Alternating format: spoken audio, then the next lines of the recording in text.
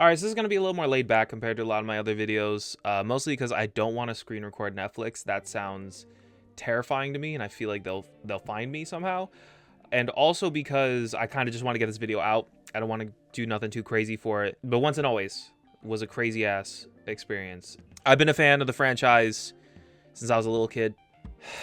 I've been watching the show since I was 4. That was back in 2004, and Mighty Morphin is something that I do have, whether I like to admit it or not, a lot of nostalgia for. I caught a lot of reruns of it on Jetix back in the day, and I have a ton of VHS tapes and DVDs of the original series. I have a lot of fond memories with these characters, so while necessarily I'm not in the target demographic of like someone who watched it in the 90s, I have a lot of love for these characters. So I wrote some notes, and I'm just going to go bit by bit where I feel like is best. First and foremost, that first shot of Billy, I was like, yo, they beat his ass. Man, they put him through the ringer. Whoever did the makeup design on set did a really good job. And it was definitely a step up. Everything in this whole episode special was a huge step up for Power Rangers, but especially the makeup design. Actually seeing Billy get kind of fucked up a little bit, it was really cool. We then move on to Billy transforming for the first time, or morphing for the first time, and hearing him say Triceratops in that moment in particular hit in a way that I didn't know. It hit me in a way that I didn't know I could have been hit, and that's when I kind of knew that this special was gonna put me through a loop.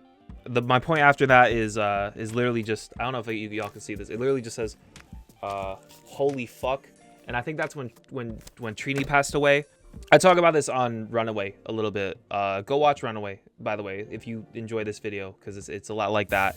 And we sort of go into a lot of side content that can come from Once and Always, and as well as we talk a little bit more about this point here, about how I do feel a little conflicted that Trini is passed in universe, as well as passing in, you know, her actress passing away in real life. I have some conflicting feelings on that. I'm not going to bog down this video with it because I feel like it takes away from the grander point of that this is a really good special and it's a really good episode. But it is a point of conflict for me a little bit morally. Congressman Zack, though. Zack's a congressman. That's crazy. It makes sense that one of the original trio that left for the peace conference would be a congressman.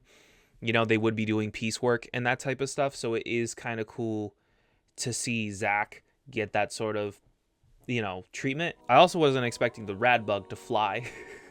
Seeing the rad bug again, it wasn't the same prop. It definitely is not the same thing as what was in the original series.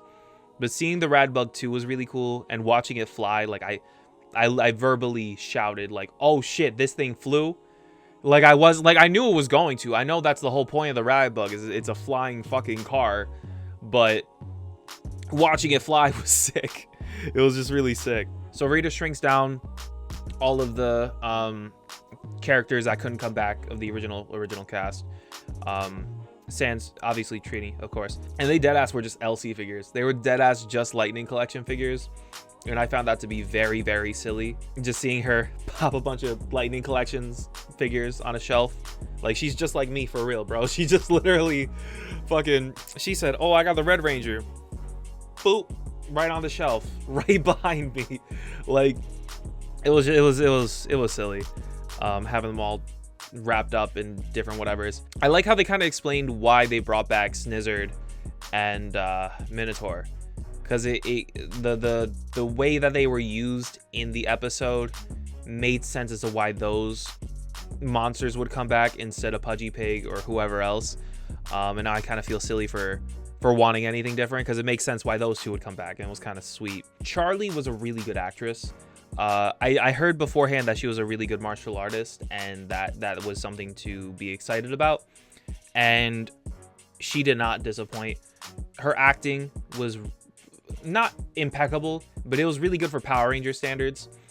So she did a really good job with the character. Watching her arc of going from being this very emotional teenager whose parent just passed away to sort of understanding the consequences of her actions and sort of understanding the situation that she was in, it was really good, and it was especially good for Power Rangers, and it makes me really want to see more of her. I really hope we get more of this character. I've heard a lot of talk on Twitter about this being, you know, this potentially leading to more, and I really hope it does, because Mihn is a really interesting character, and I like this combination of people.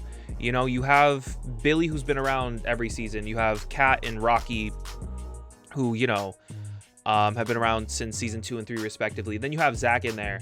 You kind of have, like, you know, all stars from all 3 of the seasons, and then you also have Billy, who's there every season, you know. And so it's just a really nice group of people to get back that I really don't feel like step on each other's toes too much in terms of like personality and stuff. So it was really cool. It was really cool seeing them as a team, because we've never gotten this sort of team composition with Zack and Kat, or Zack and Rocky. So it was neat, and I'm very interested in seeing that sort of more so fleshed out.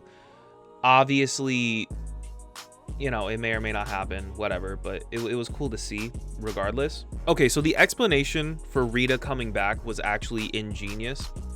First and foremost, I really thought they were going to bring back Zordon at the end of this, and I'm glad that they didn't.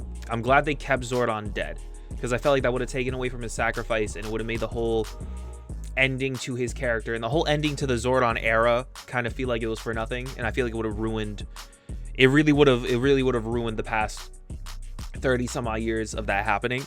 And so I'm glad they kept Zordon the way he is.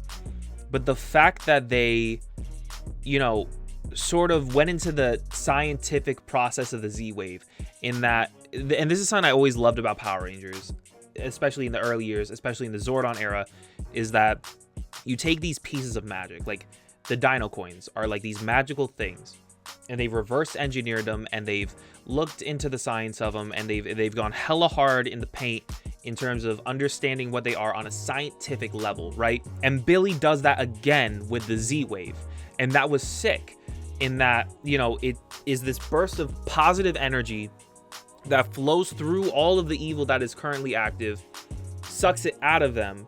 It doesn't remove all evil from the universe, but it wipes the evil away on a particle level and displaces it somewhere else in the universe. So if you were to track the Z-Waves, because it you know, sort of sucked up that negative energy like a sponge, if you were to track the Z-Waves out, they would be somewhere else in the universe holding on to that negative energy. So Billy just so happened to have tracked down the Z-Wave that had whatever negative essence of Rita that was still out there, and that sort of latched onto Alpha 8. And that was just a really cool explanation, because I was, again, also questioning how are they going to bring back Rita, and they did a really good job of explaining exactly why she's back, and in a way that made sense, in a way that felt thematically correct with Power Rangers, in a way that made sense in terms of the character and didn't diminish the point of Zordon's sacrifice in the first, you know, before any of this really happened. So it was really sick, and I like how we have another Alpha, because now Alpha 5 was the original Alpha we saw in the first 3 seasons. Alpha 6, or no, first 3 seasons in Zeo.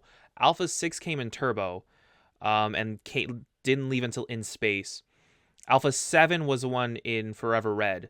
And then now we had Alpha 8, which was Robo Rita, who we had to kill.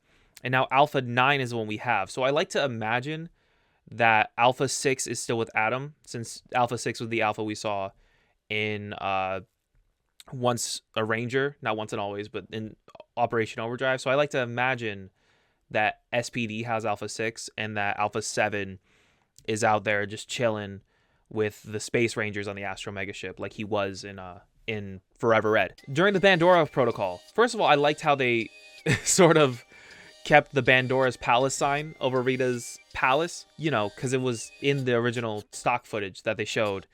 So it was cool that they kept that. But in the Pandora Protocol, and we see Alpha sort of skim through these towns that Rangers come in, or Rangers are from, we see Osaka, Japan, which I felt like was a Sentai reference. I feel like, because obviously every other town that was mentioned was a town that we saw, or area that we saw, like Terra Venture, So I wonder what Rangers exist in Osaka, Japan? And is that like a Sentai reference? Is that supposed to be like a little nod to like, okay, we get you Sentai characters, you know what I mean? Maybe that's sort of an interesting point towards why we're able, this is some deep cut fan theory shit. Maybe that's an interesting point as to why we're able to transform into these new powers in Megaforce, in that this is a backdoor to them being the Sentai being canon, low-key. I don't know. I'm just saying it's a fan theory that someone can come up with if they wanted to, and I wouldn't be mad at it. JJ was mentioned a ton in this episode, and or in this special, and it is cool to see them bring up this character that was created just for the comics to be brought up so often, because it makes me feel like there are some, obviously the comics aren't in the show canon, but it's cool to see them brought up this much in the main series, because it means that it opens the door for us to pick and choose different things from the comic canon, like the Morphin Masters, for instance, that can sort of be brought into your own main universe stuff. It leaves the door open for Omegas to be an actual thing that happened, or any number of other things that were comic exclusives to sort of have happened in main universe, and you wouldn't necessarily be wrong, because if JJ's real, then obviously there are some things that can cross over. Not everything, but some things can cross over. Kat had a line about too much pink energy. That was in a little clip that we saw. That was a really good moment. There are a ton of little references and Easter eggs like that I really liked. You know, Alpha said go Power Rangers. I really thought for a second that Bulk and Skull came back. There's a 5-second scene, 5 seconds, where we see Bulk and Skull's face on like a sub shop, and they play the music. They play like the little homage to the music, and I really thought we got it back, and I almost freaked it, because I love Bulk and Skull. I absolutely love the way Linkara talks about Bulk and Skull. I don't know if any of you watch History of the Power Rangers. You probably do. Bulk and Skull are the main characters of this franchise, low-key. For those first 6 years, they were the only characters that were consistently shown off in damn near every single episode. Tommy wasn't even around for the first season all that much. Bulk and Skull were around for 6 seasons. More than Billy, more than Tommy. Like, it was really cool. And so I thought it would have been dope to bring them back, but I understand. You know, I understand. It would have been nice to see him for 15 seconds. I'm just saying. But also it would have been a waste of time for the actors, so I get it. SPA being around was really cool. I like how they explained how Aisha could not take on the Tiger Coin or the Yellow Ranger powers because she's on the SPA ship, which is out of range for teleportation. And it's also cool because we're now officially 2 years away from SPD happening main timeline. So SPA would be around right now, and that would be happening. So it's cool that we're sort of rocking in towards that direction of like, okay, SPD did happen in universe, and we're sort of leading that door open. I think Cosmic Fury taking place in space is going to have a lot to do with bridging that gap between main universe and where it's at now, and bringing SPD's events to life, which is something I really was not expecting to happen. But SPA being in the special means that SPD was not forgotten. SPD taking place in 2025 was not forgotten, and it also means that, you know, with Cosmic Fury taking place in space, it leads to a natural progression of us bridging that gap, which is cool. I really was not expecting that. Rocky finally got that spin kick, like that same spin kick that put him in a stretcher on fucking back in the Turbo movie. Like, he got it down and he did it, which was crazy to see. That was absolutely mind-boggling to see. I was so happy to see that happen, because it feels like it's like a little thing that sort of brings the character full circle and makes you sort of be like, oh, okay, like, damn. Like, it's a minor thing that they didn't have to include in the fight choreography. I don't know if it was intentional, but if it was intentional, it was cool to see happen. Obviously, Zack bringing back the hip-hop keto gave me chills. Zack was my favorite Ranger growing up, and to see him sort of grow up and be this more mature version of the character was really dope, because you wouldn't expect him to take that sort of father figure role with him being sort of the more laid back, not so serious one of the group. Seeing him now and seeing him grow up was really cool for me, but then seeing him go back into the hip-hop keto was just really dope. And I feel like Walter Jones as an actor has progressed a lot since Mighty Morphin days, and he absolutely just stole the show. He killed it. Same thing can be said about David Yost too, though. Really, like, he brought such a stoic, sort of more, you know, buttoned up tone to Billy that we really didn't see before. And I think a lot of that was rooted in this guilt, in that he was the one to sort of bring back Robo Rita, and that he was kind of the reason Trini passed away. Like, he brought this very stoic, very stern demeanor to the character that felt very aged. Not so much in that it didn't feel as, like, organic, or it felt a little, not as, like, relaxed, but it felt very, like, I have a job to do. You know, I need, not that I need revenge, but I need to make up for the mistakes that I've made, because a lot of this is caused by me. My best friend, because him and Trini were best friends really in the first season. My best friend is gone because of me. Our biggest enemy, or one of our biggest enemies from back in the day, is back because of me. Like, there's a lot of weight he's carrying on his shoulders, and with Mihn blaming him, he does a phenomenal job of just, like, you could tell in every scene he's sort of carrying that on his back and really needing to, like, hold on to that. Mihn ends up stealing the rad bug, and that was dope because she ran into a group of putties, which is the exact same shit Carter Grayson did back in the day, where he grabbed the little Jeep that they had in Lightspeed Rescue. He said, vroom, boom, and he fucking hit the monster head on back in Lightspeed.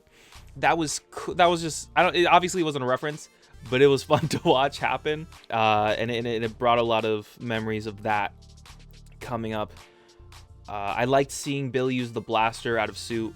I don't think we've ever seen the MMPR Rangers hold their weapons out of suit, really. And so it was fun seeing Billy actually use it. Because obviously, I think back in the day, they were a little more strict on violence and, you know, the characters using the weapons. So it was cool seeing Billy hold the gun. It was just sick. Obviously, they all go to the moon base and Mihn transforms. And, you know, it was a really good action scene. It was a really good fight choreography all the way through. And it just felt really Power Rangers. Like, you know, it wasn't too crazy, but it also wasn't too, you know, not well done. It was perfect. I was kind of sad they didn't use the power cannon. I don't know why. They brought back the weapons, but they didn't use the power cannon. And I really was hoping we'd see it.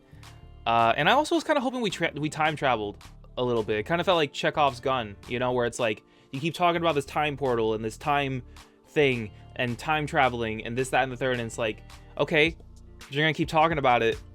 Fucking someone time travel at some point. Even if they time travel back in time to like 5 minutes before Rita's dumpster is opened and they have to kill Robo Rita on the moon in 1993, I would have taken that.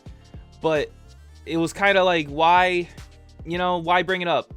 I get why bring it up, because then that adds stakes to the story. But it's like, you know, if you're going to talk about it so much, do it. You know, like, actually do it. Bring it there. But outside of that, it was really dope to see Mihn get the resolution that she needed. Becoming the Yellow Ranger. It was really cool seeing that sort of torch passed on. Aisha even brings it up later on in the command center and is like, you know, I'm really glad to see that the yellow tiger coin is like in the hands of someone that can be trusted. And that was a good moment, because it kind of acknowledges that she was also the Yellow Ranger at one point, which makes me happy.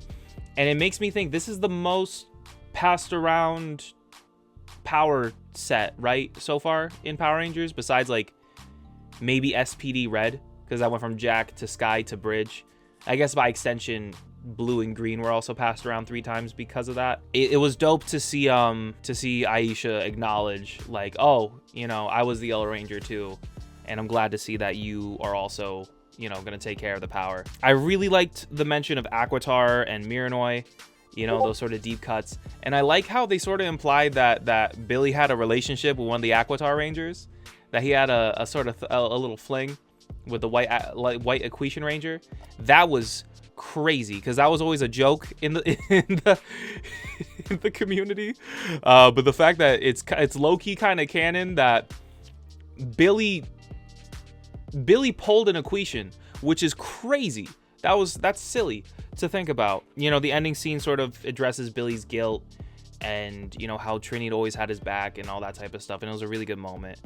And it kind of made me, it made me really sad. The whole thing with like Zack being like, you know, maybe the place hasn't gotten smaller, maybe we just grown. Like, there were just some really good like moments that hit you in the gut and like really made you think like, damn, it's been however many years it's been since I've been a kid watching MMPR, and now I am a full-grown adult. I haven't obviously been around with the franchise since the very beginning, but you know, I'm 23, 7 years off, you know, like I've been with this franchise for a long time, and like it hits you in the gut, man. It really, this whole special really just hit all the right notes, and I'm just really glad that it came out. So yeah, that's basically all I really wanted to talk about with Once and Always. I might do another video on it maybe some point down the road with like some of the Easter eggs, because there were a lot of Easter eggs, but that would kind of require more footage being available to me, but who knows. Anyways, thank you guys for watching. Go watch the podcast, Runaway Toku. I know I don't really mention it on the channel too much. Go check out my podcast. We talk about Once and Always on it over there, and we talk about some sort of different things that I really didn't touch on too much here, go a lot more in depth with it. So go check that out, and yeah, hopefully I will see you in the next video. I haven't outroed a video in forever. Bye.